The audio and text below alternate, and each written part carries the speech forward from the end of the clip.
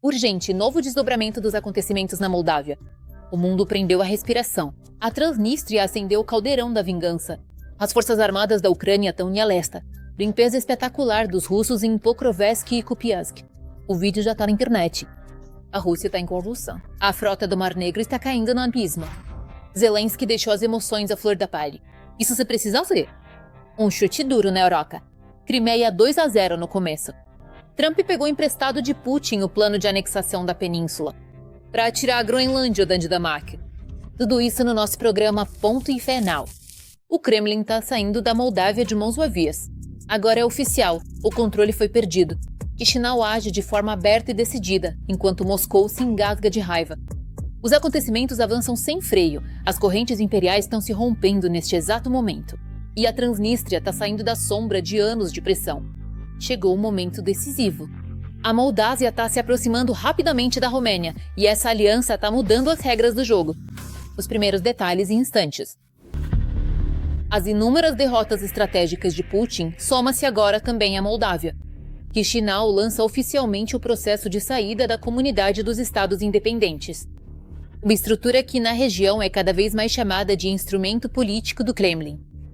O ministro das Relações Exteriores da Moldávia, Mihai Popchoy, declarou que o país não pretende mais permanecer na órbita da influência pós-soviética da Rússia. Não será mais um membro oficial da SEI. E esse processo já começou. Estamos falando de 3 documentos-chave de uma só vez. O Estatuto da SEI de 1993, o Acordo de Criação da Comunidade de dezembro de 1991 e seu anexo. São esses documentos que formalizam juridicamente a participação do país na SEI. Recentemente tomamos essa decisão e o processo de aprovação já começou. E no início da nova sessão do parlamento, os documentos sobre a denúncia desses acordos serão enviados aos legisladores. O governo espera concluir todos os procedimentos até meados de fevereiro, após o que a decisão final será tomada pelo parlamento. Dessa forma, a Moldávia está de fato saindo de um dos últimos formatos nos quais a Rússia ainda podia exercer influência. Hoje, a Moldávia continua sendo um país onde a influência ativa dos serviços secretos russos permanece. As tentativas de desestabilizar a situação são sistemáticas. O que nos salva é o fato de não termos uma fronteira comum e o fato de que as forças armadas da Ucrânia estão resistindo. Além disso, nesse contexto, as conversas sobre a escolha estratégica da Moldávia estão ficando cada vez mais intensas, até mesmo sobre um possível referendo para a união com a Romênia. Para Chisinau, isso é visto como o caminho mais rápido e legítimo ao mesmo tempo para a União Europeia e para a OTAN. 100 anos de negociações e procedimentos complicados. Para todos eles, segundo o meu ponto de vista pessoal, essa é certamente uma das alternativas mais claras e óbvias diante dessa situação. Porque, de acordo com os nossos padrões atuais, com o apoio de um parceiro estratégico e forte como a Romênia, para eles será muito mais fácil se integrar plenamente e, do ponto de vista econômico, será significativamente melhor para todos os envolvidos. Esse cenário mudaria radicalmente a situação em torno da Transnistria. A região, que por décadas foi um instrumento de pressão de Moscou, nas novas condições se transforma em um sério fardo para o Estado terrorista. Sem um corredor terrestre, sem uma conexão plena e sem o apoio real do Kremlin. A Transnistria corre o risco de ficar isolada. Moldávia está restringindo o trânsito de mercadorias, o trânsito de rotas. Moldávia está restringindo. A interação com a Transnistria, isso é importante, tem impacto. De acordo com isso, o fornecimento de energia elétrica, a venda de energia elétrica por parte da Transnistria, tudo isso agora está sendo restringido. E é por isso que a Moldávia está criando um vácuo ao redor da Transnistria. E é exatamente isso que mais temem em Moscou. Para todos nós, isso representa uma ajuda absoluta e fundamental, porque toda a vasta região costeira da Ucrânia finalmente ficará muito mais segura. Nessa nova situação de estabilidade, estaremos consideravelmente mais seguros, pois não haverá mais qualquer tipo de ameaça iminente de inimigos vindos diretamente do território da Transnistria. Para a Ucrânia, ainda há uma preocupação lá: o exército russo. A perda da Moldávia não significa apenas mais um golpe diplomático, mas a destruição de toda a lógica da presença russa no sudeste da Europa. A região, que era vista como uma base de influência, está gradualmente saindo do controle do Kremlin.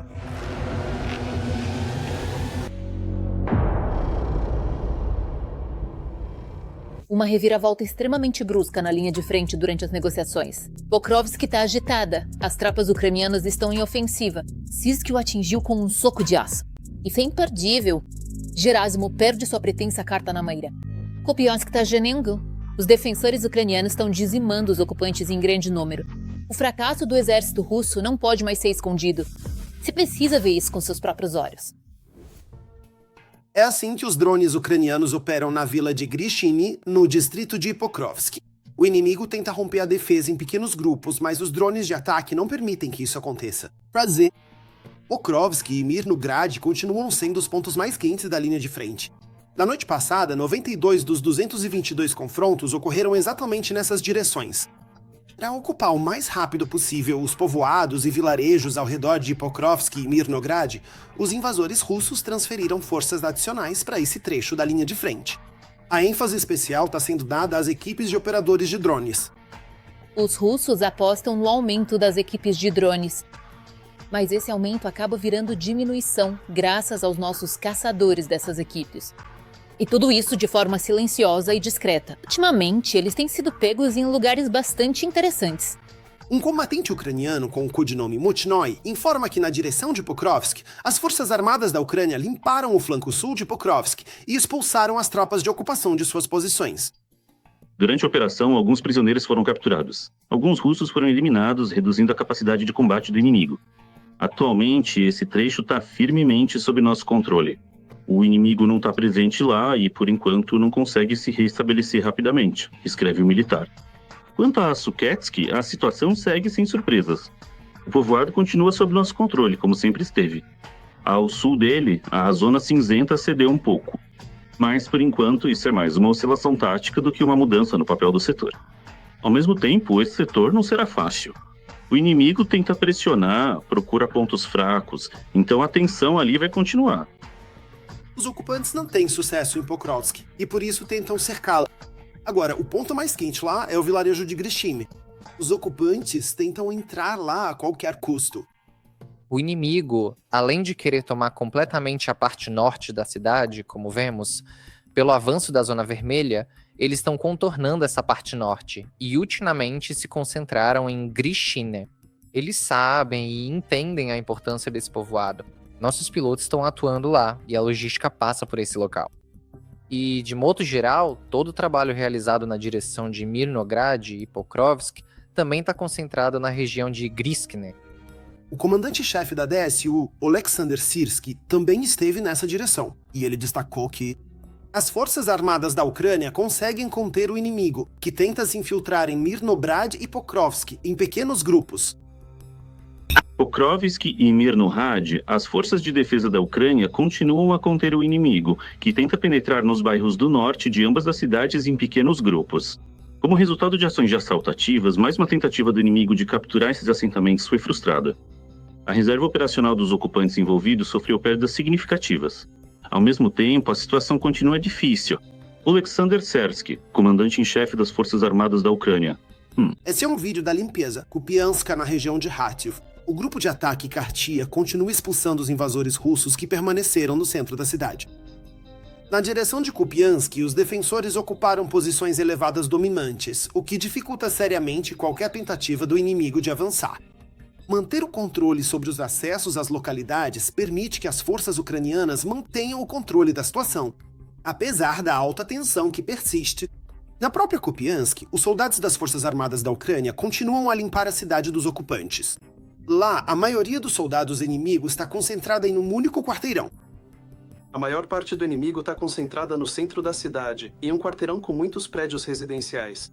Por isso, agora o objetivo é concluir a limpeza justamente desse quarteirão.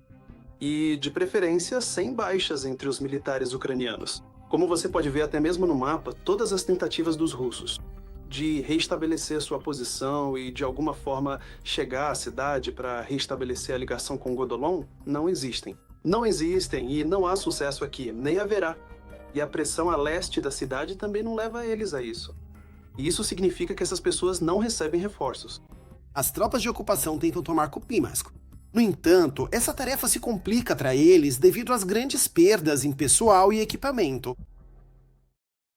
Urgente, a Rússia reconheceu, ela não esperava golpes tão ferozes. As forças armadas da Ucrânia bateram com toda a força. Putin está escrevendo cartas de despedida. As usinas termoelétricas e refinarias de petróleo estão à beira da sobrevivência. Os russos reclamam, e a frota do Mar Negro está sufocando ao vivo.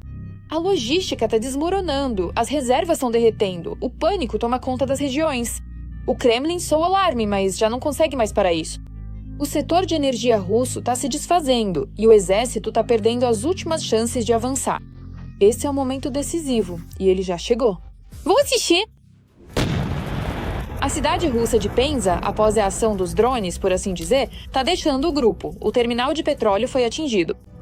Mais tarde, as autoridades locais vão confirmar o ataque dos drones e relatar o incêndio no terminal de petróleo.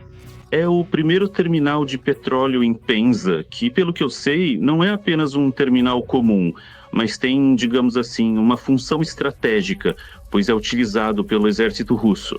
Sim, consequentemente, fornecendo logística de transporte diretamente e dentro da própria região, incluindo uma região que, como toda a Rússia, está trabalhando na linha de frente atualmente. Ou seja, uma violação dessa logística levará à identificação de problemas. Apropriado? Além disso, sabe-se preliminarmente que a usina termoelétrica local também foi alvo de ataques de drones. É um detalhe, porque, segundo minhas informações, também houve impacto na usina termoelétrica de Penza. Ou seja, estamos falando daqueles ataques que as forças de defesa continuam realizando contra a infraestrutura energética da Federação Russa. Porque esses alvos, na minha opinião, são militares. Antes de tudo, é preciso falar sobre isso, porque isso é o chamado disjuntor, que se o desligarmos, o desligamento desse disjuntor afeta a produção e a capacidade do complexo militar industrial. Também foi relatado que na região de Voronezh, devido à atuação da defesa aérea russa, um prédio residencial pegou fogo, o que, para o funcionamento da defesa aérea russa, já se tornou algo rotineiro.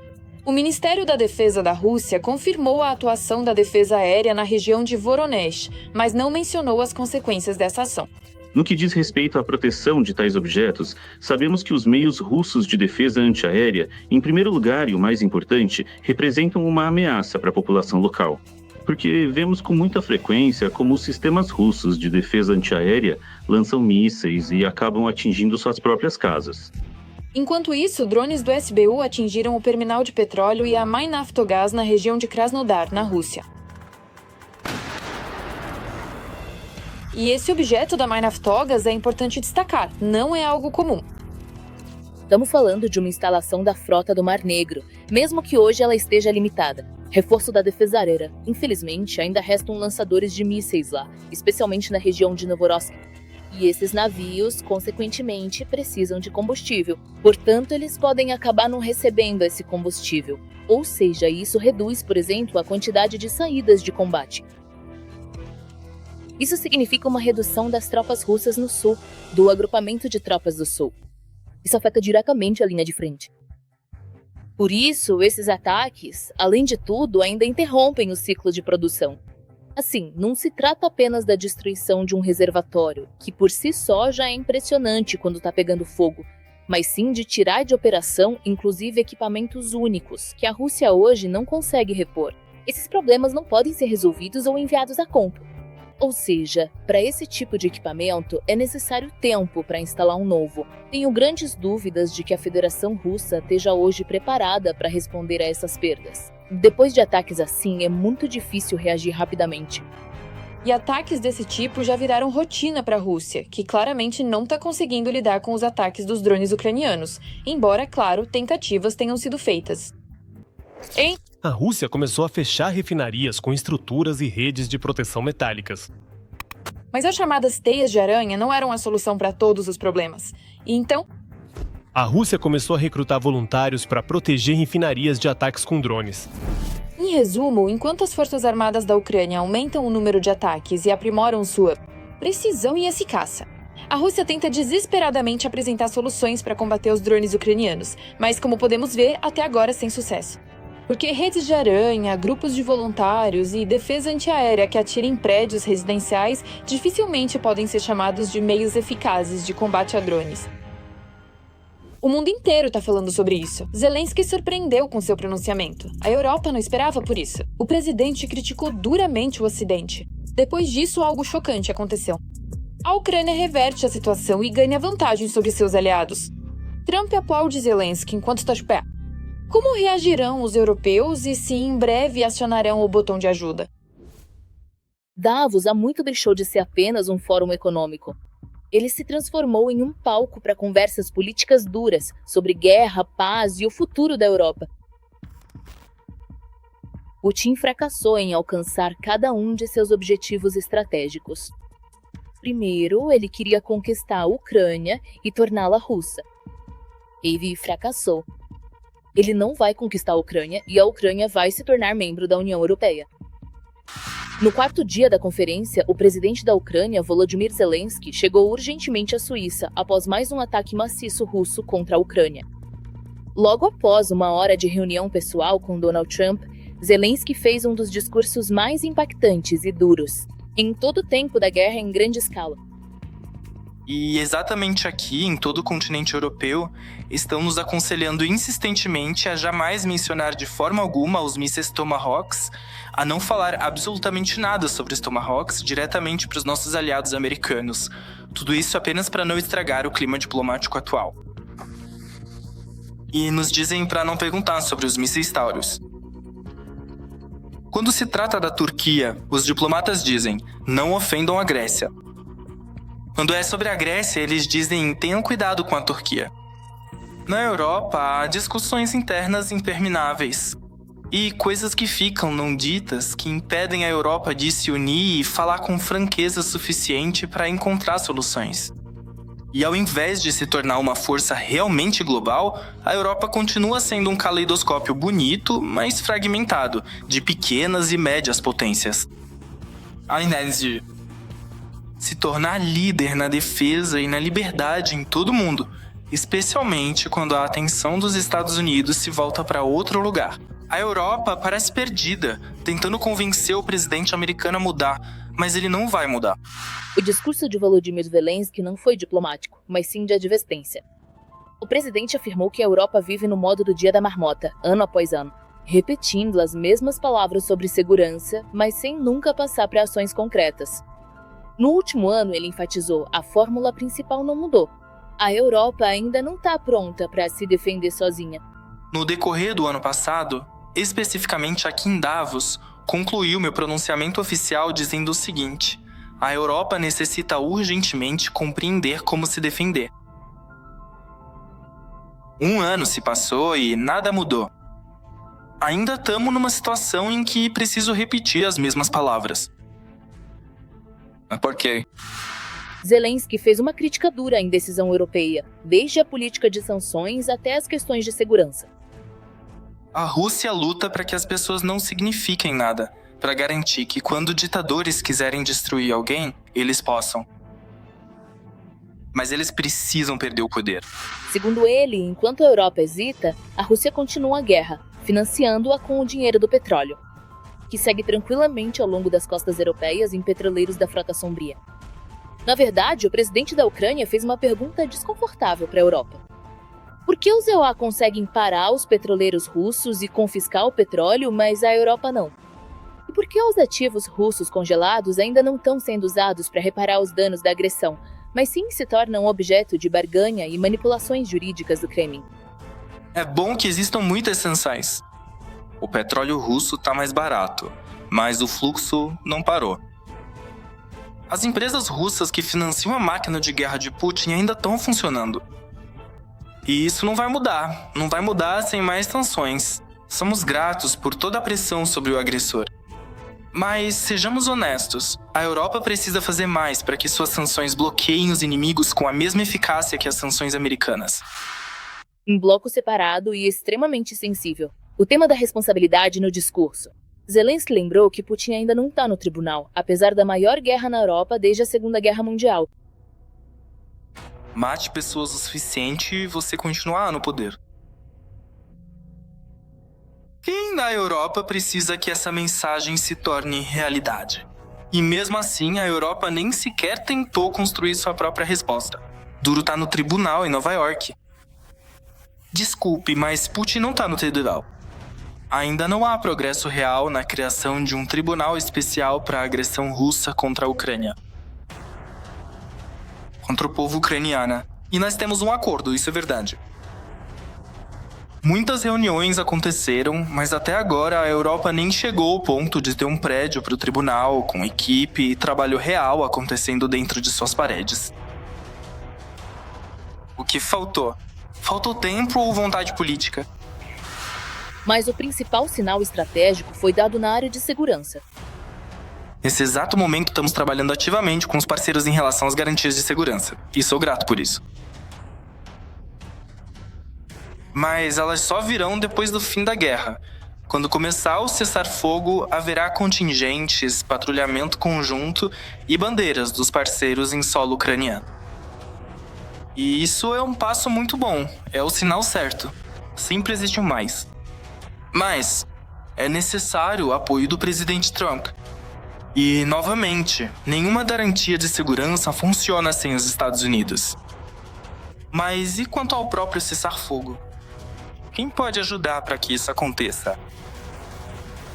A Europa adora discutir o futuro, mas evita as de hoje, ações que determinam qual futuro teremos. Segundo Zelensky, a Europa não pode esperar para sempre pela OTAN e pelos Estados Unidos. Na opinião dele, o continente precisa de forças armadas europeias unificadas. Força militar real e não apenas a crença em uma intervenção automática dos aliados. A Europa precisa de forças armadas unificadas, forças que realmente possam proteger a Europa. Hoje, a Europa confia apenas na crença de que, se houver uma ameaça, a OTAN vai agir. Mas ninguém realmente viu a aliança. Nilson, neste exato momento, a OTAN existe graças à fé, à crença de que os Estados Unidos vão agir. E se eles não agirem, vão ajudar de verdade. Mas e se não ajudar? Nesse contexto, a Ucrânia se propõe não como um objeto de proteção, mas como uma fonte de força e experiência. Zelensky destacou que o exército ucraniano possui uma experiência de combate única, no mar, no ar e em terra. Está pronto para compartilhar essa experiência em prol da segurança de toda a Europa. Se navios de guerra russos circulam livremente ao redor da Groenlândia, a Ucrânia pode ajudar. Temos a expertise e as armas para garantir que nenhum desses navios permaneça. Eles podem afundar perto da Groenlândia do mesmo jeito que afundam perto da Crimeia. Sem problemas, temos as ferramentas e temos as pessoas. Para nós, o mar não é a primeira linha de defesa, e podemos agir. E sabemos como lutar lá, se nos pedissem, se a Ucrânia fosse membro da OTAN. Chamaram atenção especial em Davos as palavras de Zelensky sobre Donald Trump. O presidente da Ucrânia reconheceu que, sem os Estados Unidos, nenhum sistema de garantias de segurança funcionará. É por isso que o encontro com o chefe da Casa Branca se tornou fundamental. Segundo Zelensky, o trabalho nos documentos para encerrar a guerra já está perto do final, e a Ucrânia está pronta para assinar o acordo. Acho que é como a última milha, que é muito difícil. Durante qualquer diálogo com qualquer presidente, preciso defender os interesses do meu país. Por isso, diálogo. Talvez não seja fácil, mas hoje foi positivo, e isso já basta. O importante é que não se trata de paz a qualquer preço. Kiev traça limites muito cais. Nada de congelar a guerra, nenhum acordo que dê tempo para o inimigo se reagrupar. A pressão sobre Moscou deve aumentar e o apoio à Ucrânia precisa crescer. Por sua vez, os líderes europeus basicamente confirmaram essa abordagem. Foram feitas declarações sobre a necessidade de aumentar os gastos com defesa, desenvolver a própria indústria de defesa e fortalecer o papel da Europa como um jogador global. Especialmente diante da mudança de foco dos Estados Unidos. Na essência, Davos 2026 se tornou um momento da verdade. Zelensky não pediu, ele exigiu. Não tentou convencer, mas alertou. A Ucrânia demonstrou estar pronta para a paz, mas apenas para uma paz que não se torne uma guerra adiada. E agora, a principal questão é se a Europa vai ouvir este sinal. Porque, como Zelensky deixou claro, o próximo dia da marmota pode não ser mais um discurso em Davos, mas sim uma nova guerra, só que agora em solo europeu. Acredite, a Ucrânia vai vencer esta guerra. Isso já não dá mais para esconder. A situação em torno da Groenlândia cada vez mais lembra a anexação da Crimeia pela Rússia. O choque Trump está seguindo o caminho de Putin e pressionando com força. Será que desse jeito Washington enviou um sinal claro ao Kremlin? A propaganda russa não consegue se conter. Luz verde para os porta-vozes do Kremlin. A tensão está aumentando diante dos nossos olhos. Então, o que está realmente acontecendo? Falaremos sobre isso em instantes. Na política mundial, voltou-se a falar sobre a redistribuição de territórios. O motivo foram as declarações de Donald Trump sobre a Groenlândia, a maior ilha do mundo, que formalmente pertence à Dinamarca, mas há muito tempo está na zona de interesses estratégicos dos Estados Unidos. Eu só peço um pedaço de gelo, frio e mal localizado, que pode desempenhar um papel vital na preservação da paz e da segurança em todo o mundo. Esse é um pedido muito modesto em comparação com o que demos a eles ao longo de muitas e muitas décadas.